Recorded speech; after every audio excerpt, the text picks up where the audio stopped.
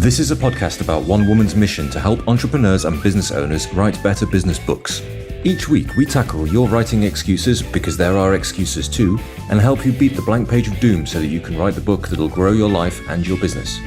Now here's your host, Vicky Fraser. Hello and welcome to the 1000 Authors Show. I'm Vicky Fraser and this is my husband Joe. Hello. Hello. And today we're doing a very exciting thing, which I'll come to in a moment. We're starting a new podcast series, but it's not going to be as never-ending as the terrorist negotiation one. Hostage negotiation. Hostage negotiation, yeah. We don't negotiate with terrorists. We negotiate with hostage takers. Yes, we do. But today, what are we drinking, Joe? What are you drinking? I've got a red bush tea, red bush and vanilla. Vanilla Rooibos.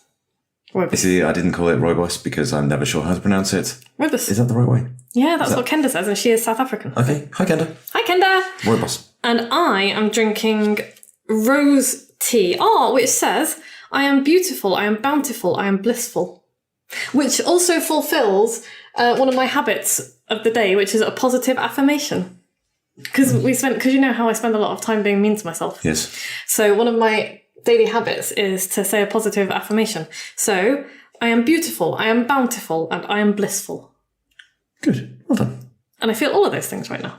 Because I'm also wearing, for YouTube fans, lip gloss, which I'm not usually a lip gloss person. But Jane, the organic beautician. Hi, Jane. Hi, Jane. I'm in her VIP beauty club, and this beautiful lip gloss, Dr. Hauschka lip gloss, came with it. And it's not my usual colour. It's darker than I normally wear, but I like it. Very nice. Thanks. I'm trusting, because I had to put it on looking at the kind of the video screen, so everything was backwards. So I was like, why is it not doing the right hand side of my lips? And then anyway. Cool story. Thanks. And Joe is feeling paranoid because he's got a patchy face. Patchy face, badgeritis. Because you haven't shaved for how long? Days? I don't know. Long time. Many days. Yes. Anyway, right. Today we are talking about, this is the beginning of a new series. This is number 1 in the 7 deadly sins of writing a book. And over the next 7 episodes, there will be some very tenuous links with the biblical 7 deadly sins. But we're starting off with deadly sin number 6, and if you're going by the biblical list, which is Invidia. What? I know, right? It's a new word that I just discovered today. Invidia. Is it? Yeah, envy. It's the opposite of Mudita, because I wanted to write about Mudita, you see, and that gave me a whole... We'll come to that in a minute. Hang on a minute. 2 new words. You just bounced all over the place there. There's going to be 3 new words for you in this podcast today. What's the 7th? What's the deadly sin we're after? Envy. Envy.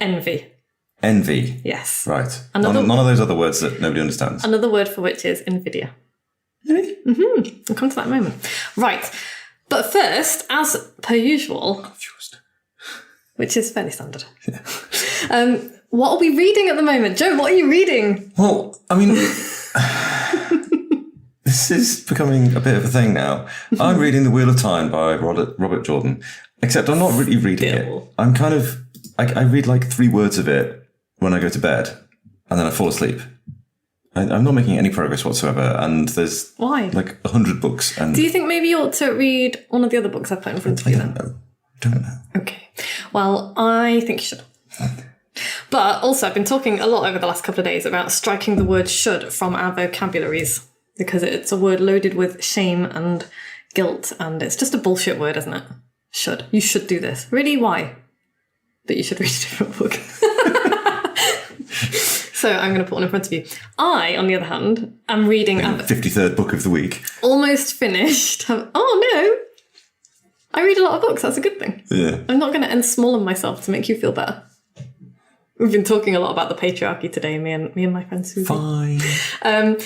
Well, I'm not going to feel guilty about my commitment to The Wheel of Time by Robert Jordan. You shouldn't feel guilty about your commitment to The Wheel of Time. Stop trying to ensmall me. It would be nice if next week's podcast could feature a different book that you're reading. I think it's turning into an ongoing theme for the podcast. Mm-hmm. Mm-hmm. Okay. I'm almost finished reading, The Salt Path by Raina Wynn. Right. And it's great. It's really great. The very first few pages had me in tears because I can't handle it when people's pets die, or any pets die, or animals anywhere die, ever. But it's just really great. It's a memoir. She and her husband, Moth, basically lost their home. They became homeless. And this is a really good book for anybody to read, and I'm going to make my parents read it. Anybody to read who looks at homeless people and judges them for it. Okay. Because I don't know if you read the book and the reactions that they get from people when they say they're homeless, and people like physically back away and assume they're drunks and assume they've got addiction problems and all the rest. And, you know, a lot of people who are homeless do have addiction problems, and that's no reason to look down on them because it's a disease. Anyway, so they became homeless through just a series of horrendous bad luck things that could happen to anyone. And also, her husband, Moth, was diagnosed with, I want to say CDB. It's a degenerative illness that will kill him, basically, all at the same time. So that was like, woohoo. And they didn't know what to do. So they decided they were going to walk the Salt Path, which is the Devon and Cornwall coast from Minehead to Poole.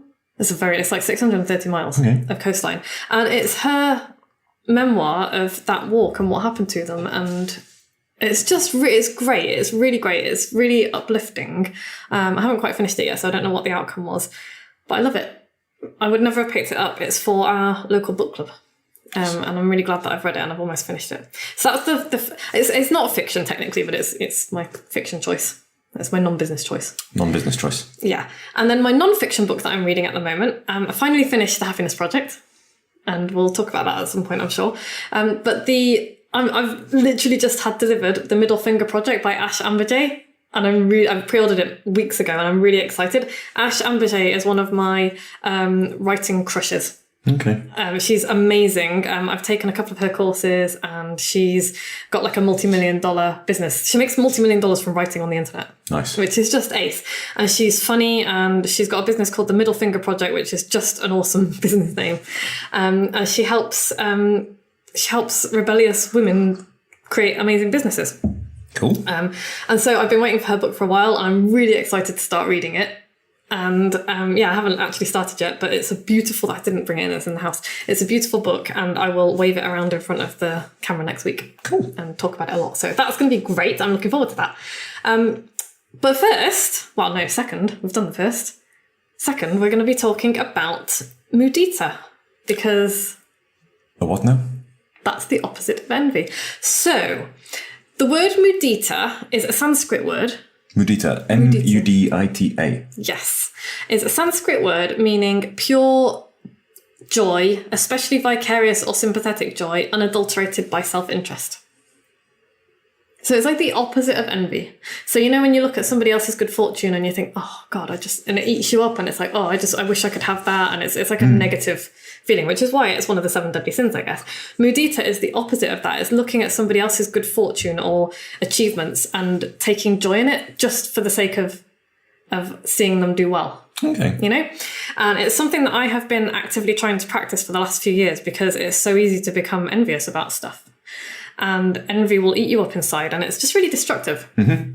And I think I first started thinking about this. I didn't know what it was called, and I didn't even think of it as being the opposite of envy. But I first started thinking about this when I started teaching pole a few years ago, because there are few things that I find fill me with joy more than seeing somebody who, when they started my pole class, couldn't even lift their own body weight. Mm-hmm. And then they get a move that they've been trying to get for ages, or they climb the pole for the first time, or, you know, they feel confident enough to put on a tiny pair of pole pants and go and, you know, do pole class. And it just fills me up with delight.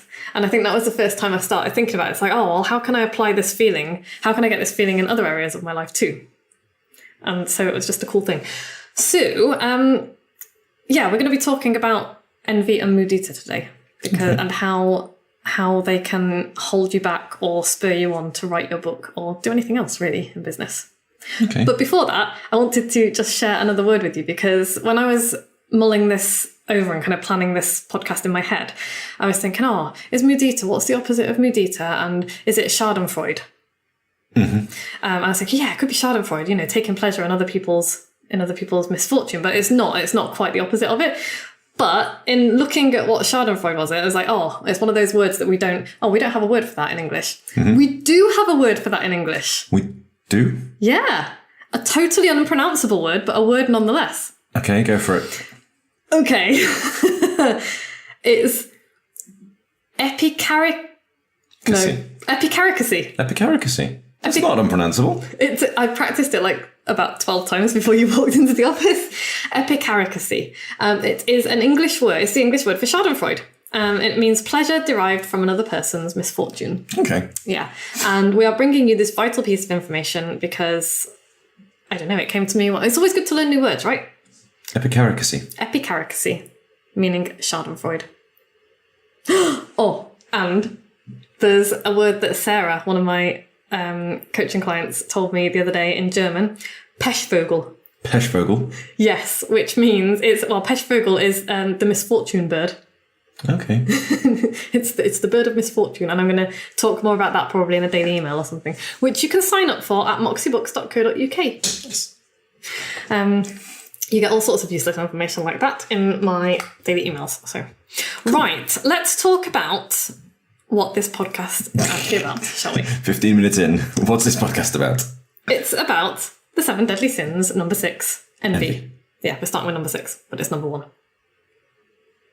The first deadly sin of book writing, envy. Envy. Or Invidia. Envy. Really easy. How many times can we say envy? Sorry. Envy. Envy. You know what? I don't think I've written down the word, the actual definition of the word Invidia. Shit. Hang on a second. Oh, man. Invidia. Here we go. Invidia is the sense of envy, a looking upon associated with the evil eye, from invidere, to look against in a hostile manner. So there you go. So Invidia and envy are synonyms. Is that what we're saying? Or well, yes, envy kind is of. from synonym. A feeling of discontented or resentful longing aroused by someone else's possessions, qualities, or luck. Okay. So it's like a hostility and just a kind of destructive nastiness. And it's really easy to experience envy when we're feeling inadequate. Mm-hmm. I think. Do you ever experience envy, Joe? I guess I envy things. No, not really. Do you not? No, I don't really desire very much. I'm a bit jealous of people who started doing the things they love younger and are better at them now. So things like the BJJ that I really enjoy. Brazilian Jiu-Jitsu. I'm a bit annoyed that I didn't start that when I was 20. But I mean, even that, we can talk about that though, because it's utterly pointless being annoyed about that, isn't it? Yeah, completely. There's nothing I can do about that. No. That's like the definition of something I can't fix. Which is why envy is such a pointless and destructive emotion. And I know I do understand that, because I don't want to, and we're going to have to do a podcast episode at some point about the awfulness of saying to somebody, I understand exactly how you feel. Because generally you don't. But in this case, I kind of do, because like I see the kids who come to trapeze and pole classes and they're 15 years old and 14. And even the kids who are like 5, 6, 7 years old. And you're like, God, that would be amazing. I wish. And there was nothing like that when I was that age anyway. You know, so I don't know how, when I was that age, I don't know how one would have got into the circus. No. Other than being born into the circus. Yeah. So yeah, So that's the kind of thing I envy, really, is when people have made really good decisions a long time ago and there's very little chance of catching up. But would you have done that? Because I remember when we first met, you were an amazing climber. Yes.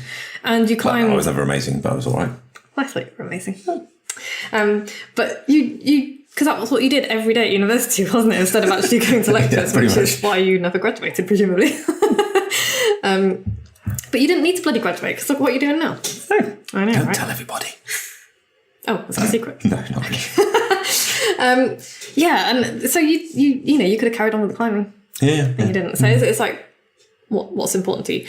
Anyway, I wanted to talk about envy because quite often, not quite often, yeah, sometimes I will look at mostly with writers with me, because I'm a writer, and writers tend to be racked with self-doubt a lot of the time. But I have like a bunch of people, mostly women actually, because women are freaking amazing writers.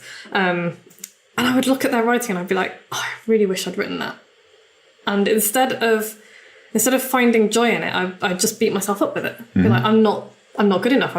Why can't I write like that? Why can't I do this? Is that envy? Yeah.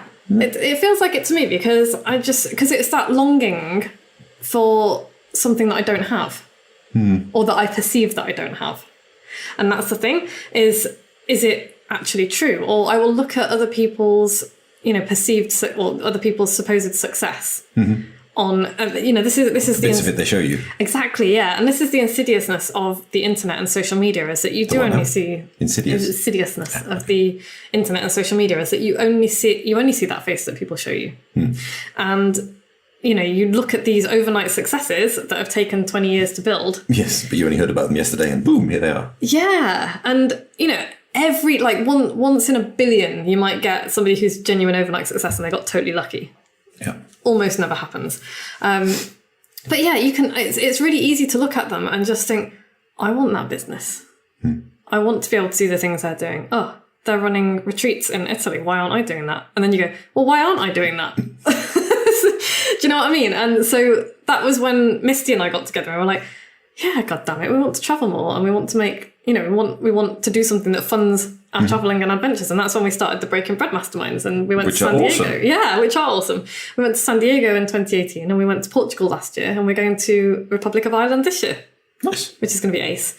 So, yeah, envy. Send us an email if you want to book onto that, by the way, folks. Oh, hell yeah, because that's going to sell out. It's like a maximum of usually 6 people. Like half a dozen people. Yeah, and it will sell out. It's sold out every single time we've done it. Is there going to be sunshine? No, it's Ireland. Like, I'm certainly not guaranteeing sunshine, but it will be beautiful and green. The Emerald Isle, you see. And it will be fun. I'll drink Guinness with Berto. Are you going to break Berto again? He's not very good at beer. I don't think you are anymore. We barely drink.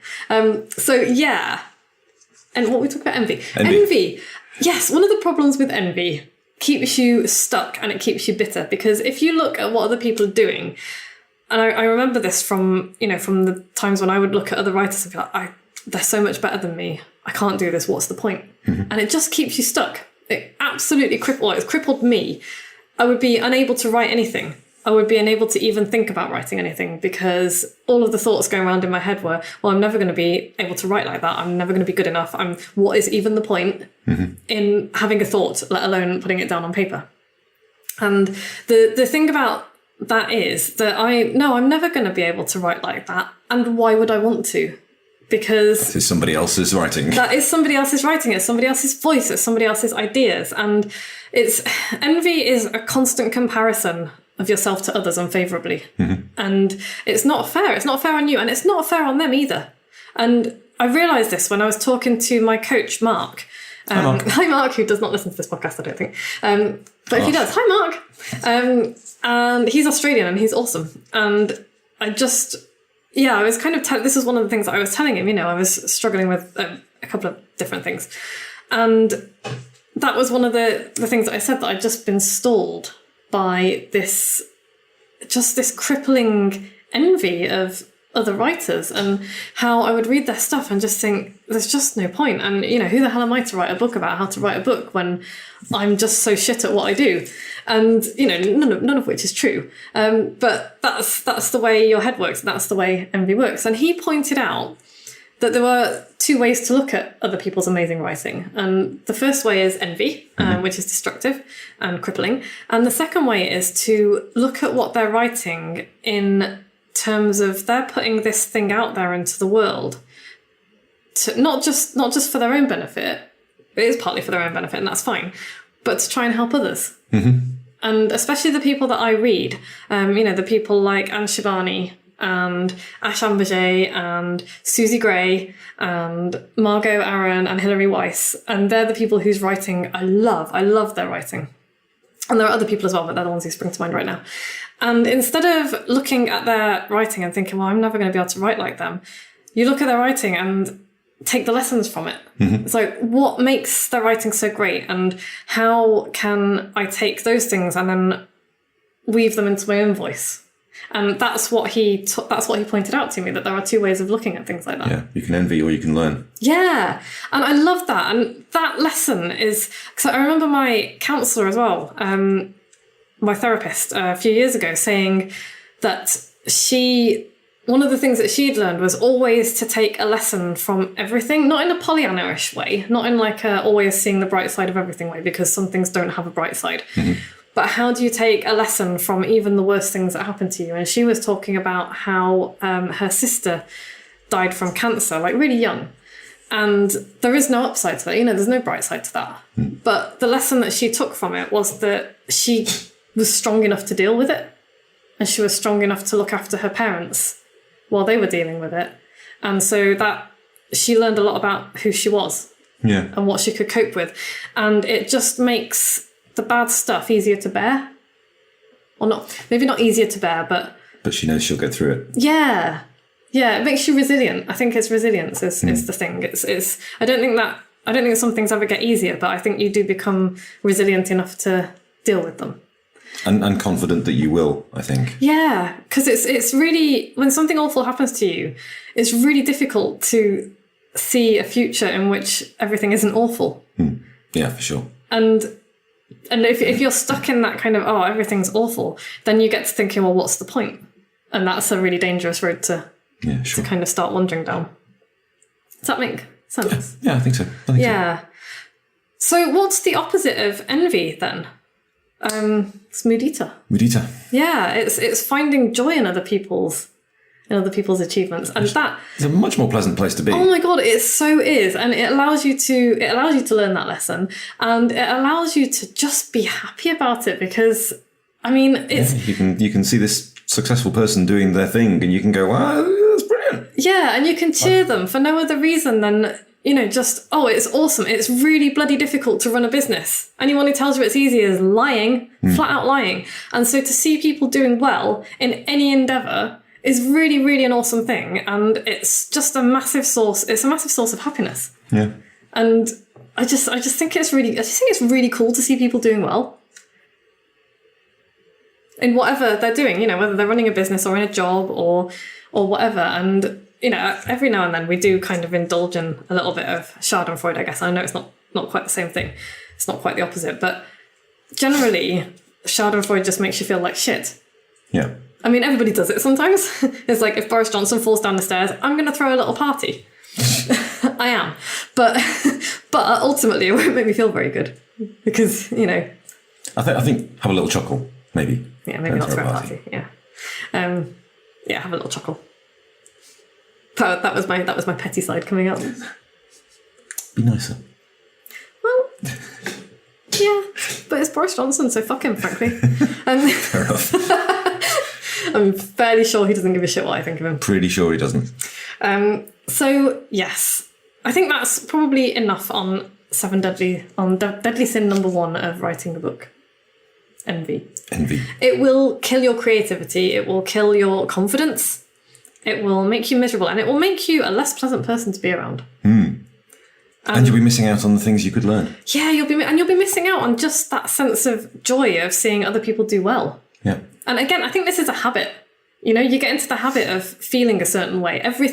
We are just like a bundle of habits. You do kind of get to choose how to react. You do. You don't get to choose what happens to you, but you definitely get to choose how to react. Yeah. And you get to choose how to see things and how to frame things. And, even if there's somebody that you don't like, and there are plenty of people in the online world that I don't like, you can still look at what they're doing and think, oh, you know what, good for them. It's not the way I would do it, and it's not the way I want to do it. But if it's working for them, as long as they're not like actively cheating people, in which case screw them.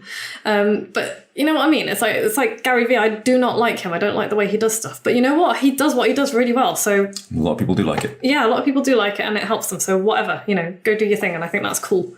But you can look at things that you don't agree with and think, fine, that's not for me. The lesson that I take from that is good for them. It's made me realise I don't want to do it that way, and I think that's really cool as well. Yeah. So what's the takeaway, Joe, from this week's rambling podcast? Well, there's several new words, but I guess as well, catching yourself when you recognise that you are starting to feel envious. Yes. If you can spot that starting to happen, Stop the rot. Take it a different way, and just go, well, what can I learn about this? And actually, it's pretty good that person's achieved all that they've achieved, and they're writing beautiful things and they're helping people, or whatever it is that you're feeling envious of. Yeah. Good for them. Yeah. Well done. What can I learn? Yeah, and also see it as it is possible. Especially because this usually happens when somebody's in a similar industry to you, or in the same industry to you, and they're doing something similar. And especially if you're struggling, it's like, what, it is possible. Look, it is possible because they are doing it. Yeah, it is working. Yeah, and you don't have to do it exactly the same way, but what can you learn from it? And yeah. Just I think just noticing your own responses to things is a huge start in all kinds of different ways. Yeah. Well said. What? Well said. Oh, okay. Thank you. You're welcome. So coming up next week, Joe, what deadly sin are we tackling next week? Sloth. We are tackling sloth. Yes, we are. And this won't be too much of a tenuous link. It'll be a little bit tenuous. There are going to be more tenuous ones to follow. Well, when you think about what are the 7 deadly sins, what are they? Let's. You should know this. You're a religious type. Lust, gluttony, greed, sloth, wrath, envy, pride. So I'm not entirely sure how we're going to weave lust and gluttony into the 7 deadly sins. I could be gluttony. But I've got. You can write that. No, that's not what I'm saying. Yeah, you can lead. Oh my god, you can present that podcast. I can chip some thoughts in. No, you can present that podcast, and I will be the sidekick. I can't talk. Good. Yes, you can. Words.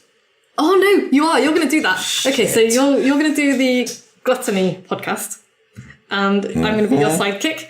Wrath and greed and pride, I think. I'm saying nothing in case you throw me in my direction. It's going to be great. Oh, historical sins. What's acedia and vainglory? Sorry, I'm like going down a Wikipedia. Yeah, watching someone browse the interweb is not... Oh, okay. So the virtues are chastity, temperance, charity, diligence, patience, gratitude, and humility. Oh, I like those. So gratitude. I guess, gratitude is a good thing. I write down a bit of gratitude every day. Because it's really as the opposite of envy. Yeah. I'm not sure it's the opposite of envy. Mudita is the opposite of envy, I think. Anyway, back in the room. What's going on in the world of Moxie Books? Well, all sorts of exciting things, actually. So I am currently writing an Audible original book. Nice. Commissioned by Audible themselves. Sweet. Called That's What She Said, because I am hilarious. I can't believe they went for that title. Because I was like, this is a working title. We'll do. And they came back and were like, no, we love it. And I was like, really? Do you know what it means? And I have been interviewing the most amazing women. I've interviewed 2 so far. Louise Blackburn. Hi, Louise. Hi, Louise. Who was amazing the other day. She came to visit and that was really fun. And we talked for a long time, hours. And I've got some fantastic stuff. And then today I went down to Cardiff and saw... That was terrible, I know. I went down to Cardiff and interviewed Susie Gray of Captivation House. Hi, Susie, who is another extraordinary businesswoman and who I've wanted to meet for ages, and we just got on like a house on fire and it was really cool. Nice. Yeah, so that was ace, and I've got so many more cool women lined up, and I'm gonna get them all on the podcast as well. When actually that'll be really cool. In the run up to releasing the audiobook, I'm just going to do a series of interviews with all of the women from the book. So yeah, it's all about stories from women in business, and yeah, I don't know. I'm still thinking about the exact direction that I want the book to go in, but I want it to be a kind of whatever age or position in life and society and race and whatever you are. I wanted it to be a book that you could take a lesson from and learn stuff and think, other people have been through this and it's difficult for everybody and you can make it work. It is doable. Yeah. But I wanted to do it through telling other women's stories. Cool. And that's a good thing. Yeah, it's going to be great. It's going to be so great. There's also some cool gossip thing going on as well, which will not be included in the book. So, maybe some of it will be. So yeah, if you have listened to every episode, email me with your postal address and I will send you a special super fan gift. Oh, also we need to give a shout out to Joy. Hi, Joy. Hi, Joy. Joy from Taiwan. Oh, hello, Joy. Who has just bought my book and who has been listening to our podcast and loves the podcast. What? I know, right? And so I'd said, could you leave us a review, please? And she has left us a review, which isn't showing on iTunes yet, so I can't show you. But thank you so much for leaving us a review, Joy. We really appreciate it. It's just really nice to have people email. Aww. Yeah, and people listen to us in Taiwan, which is awesome. That's bizarre. It's great. And yeah, if you listen to every episode, email me with your postal address and I will send you a ridiculous little thing. Nice. So thank you. And yeah, go and review us. Review us? Yeah. Shout out to reviewers. Shout out to reviewers. Yeah, you will get a shout out. As long as it's 5 stars, obviously. No, you'll get roasted if it's not. No, that's not true. You won't. You can review us whatever you like. Review us honestly. Yeah. If you don't like us, other podcasts are available. And share it as well. If you like this podcast, share it. Send it to somebody who you think will enjoy it, or send it to someone you don't like who you think it will annoy. That works too. Yes. Right. Go to moxiebooks.co.uk/podcast, and we're still in the launch period of my book, so you can go to moxiebooks.co.uk/Feb 2020 book launch, and the link, torturous link, will be in the show notes. Nice. Yeah, thanks, Joe. No worries. We'll be back same time next week. Bye. Bye. Thanks for listening. You can find links and show notes on the website at moxiebooks.co.uk/podcast, where you can also sign up for the best daily emails in the multiverse and find loads of free resources to help you write your book. We'll be back the same time next week with more tales from the book writing trenches and the latest on what the tiny sheeps have been up to.